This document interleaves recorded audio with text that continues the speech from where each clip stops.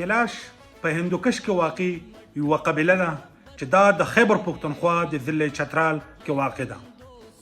کلاش خلک ډیر زیات مشهور دي. د دې خپل ثقافت دی، خپل کلتور دی.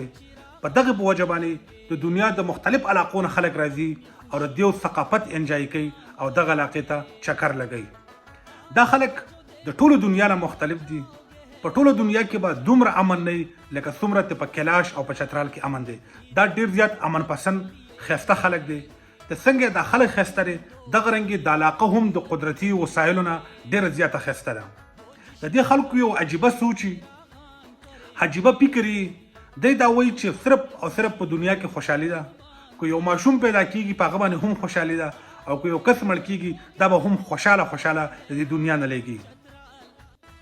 دی کلاش زبان وایي چې کم د دری زبان د خاندان سره تعلق ساتي.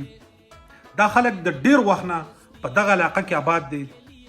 د دیو په مذهب کې د الله تعالی تصور شته دی خو د کتاب او د پیغمبر تصور پکې نشته دی. ډیر زیات امن پسند خلک دي.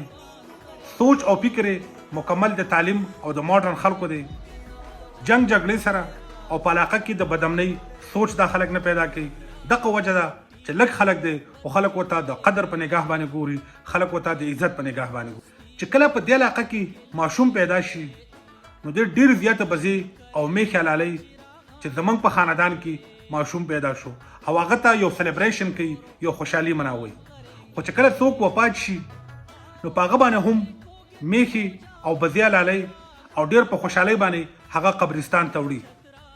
د دې سوچ دا دی چې دنیا کې صرف خوشحالي ده او دا یو خوشحالي یو غټ مذهب دی او موږ ته مذهب هم دغه ویلي دي چې تاسو به خوشحاله ژوند تیروئ. د ټولو نه کمزورې یو غریب خاندان کې ته مړی وشي نو د 1 لک روپو پورې خرچه پکې راځي او دغه خرچه 35 لک روپو ته هم رسي. د واده ډیر عجیبه رواج دی، ډیر عجیبه ثقافت دی چې دوی کله واده کوي نو هلک او جنۍ به یو بل خوښ کړي. د هلک به جنۍ د ځان سره وسختوي او خپل کور ته به بوځي. بیا به یوه جرګه د جنۍ کور ته ولیږي چې دغه رنګې دا جنۍ زموږ سره راغلی ده یا زموږ سره ده. د جنۍ خاندان به د تصدیق دپاره لاړ شي ته آیا په د جنۍ باندې خو زور زبردستي نه ده کړې. چې کله هغه د دې معلومات وکړي نو بیا د دیو په منځ کې رشته کنفرم شي او بیا د جنۍ خاندان له ډېر غټ مقام ورکوي او ډېر غټ عزت ولا ورکوي. د جنۍ ته کم مامای هغه لا په تحفه کې ماشین یا کلاشینکوف یا ټوپک ورکوي او ورسره میخه هم ورکوي. دا د دیو رواج دی. کو چرې د یو هلک یو واده شوې ښځه خوښه شي نو بیا هم دا دواړه آزاد دي. هغه بل به ورله طلاق ورکوي، هغه بل به د خپل ځان نه جدا کوي او دا بل به ورسره واده کوي. خو زور زبردستي پکې نشته دی. چترال ته خلک د چکر دپاره راځي.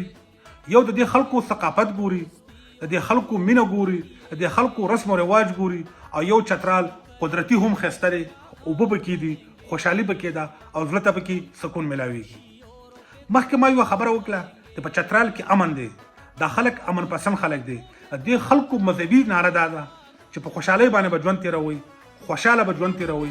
که مړی کېږي هم خوشحالي به کوئ، که ماشوم پیدا کېږي هم خوشحالي به کوئ. په کلاش کې ته کله ماشوم پیدا شي نو په دغه ماشوم باندې دوی دومره خوشحالي کوي چې 5-6 میخي او سره 450 بځې د حلالیو او دغه رواج د دیو جاری. کو فرض کړئ اولنی ماشوم الګ پیدا شو نو دی په دغه رنګ بځې او میخي حلالي. کو بل ماشوم بیا الګ پیدا شو نو بیا به هم دغه بځې او میخي حلالي تر هغه پورې به حلالي چې بل ماشوم جنۍ نه پیدا شوي. نو تر هغه پورې به دی میخي او بځې حلالي او دغه رنګ خوشحالي به په مناوي. د کلاش په علاقه کې یو مقام دی بشالینه چې دا ناپاک ځای ته ویلی کېږي. هغه زنانه چې په هغو باندې بیماري راشي یا په هغو باندې پیرډ راشي نو دغه به په دغه بشالینې کې وخت تیروي. دغه ته ویلی کېږي ناپاک ځای. یا ترې کمې زنانه ماشومان پیدا شي نو 10 ورځې به دا په بشالینې کې تیروي، د هغه نه بعد به بیا کور ته راځي. کو کومه زنانه په بشالینې کې وفات شي نو هغه د مذهبي علاقې ته نه وړي، نه د هغه مذهبي رسومات ادا کوي، بلکې دا یو کند د هغې ته ویسي، هلته دا 3 ورځې تېرې کړي، د هغه نه بعد بیا دفن کړي. بشالینې یو داسې مقام دی چې د دې خواته یو نیر دی، اوبه دي. دغه خلک به په دغه اوبو باندې خپل ځان مانځي کوي او دغلته به وخت تېروي. خو چېرې د یو زنانه ماشوم لاړې بشالینې ته د دغه د دیوالونو سره لاس ولګو یا یو انجانې کس لاړې د دغه دیوالونو سره لاس ولګو د دغه ناپاک ځای سره لاس ولګو نو دغه به په قربانۍ کې بدا یا ګډه حلاله یو ځکه چې د دیو په مذهب کې د دیو په ثقافت کې دغه بشالینی یو ګنده مقام دی یو ناپاکه مقام